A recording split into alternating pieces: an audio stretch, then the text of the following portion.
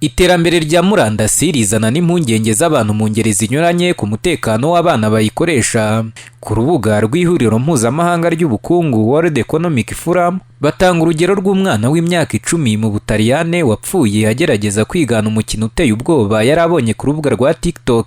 U Rwanda nka kimwe mu bihugu bishyize imbaraga mu guteza imbere ikoreshwa rya internet, abaturage basaba ko runashyira imbaraga mu kurinda umutekano w'abana bayikoresha.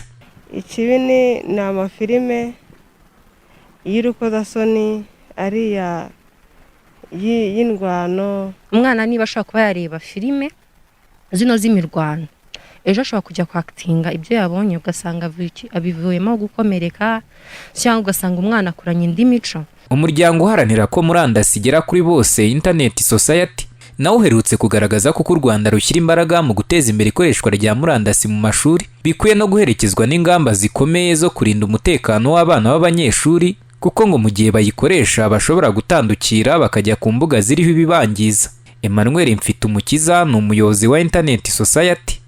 Umubyeyi akwiriye guhabwa amahugurwa ku ikoranabuhanga kuko akwiriye kurinda umwana we n'inshingano z'ibanze mu kurinda umwana we.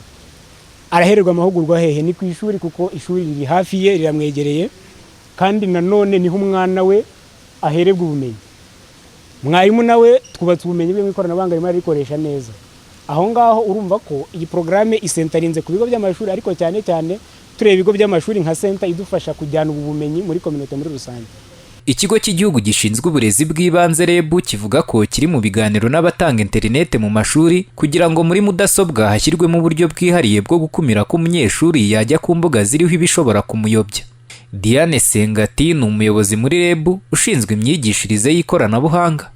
Twatekereje ku kintu bita content filtering solution. Hari abo twegereye, abo dusanzwe dukorana nabo batanga iyo internet mu mashuri, ariko nabo urumva ni gahunda yabije ku ruhande niko batubwiye, kandi nayo isaba indi cost n'andi mafaranga bigasaba indi budget, kandi mu by'ukuri tutarabonera ubushobozi. Turabizi kuko abana n'urugero rwabo baba bafite nabo ibyo bagomba kureba cyangwa se gukoresha ku rugero bariho. Ibyo byose rero turacyari nabyita ko turi muri negotiations kugira ngo tubone uburyo bwo kuzabikora. Kuri ubu isi yabaye umudugudu kubera iterambere rya internet. Abarezi ndetse n'ababyeyi bagirwa inama yo kuba hafi y'abana kugira ngo babereke uburyo bashobora gukoresha ikoranabuhanga mu buryo butabateza ingorane. Daniel Hakizimana, Flash TV.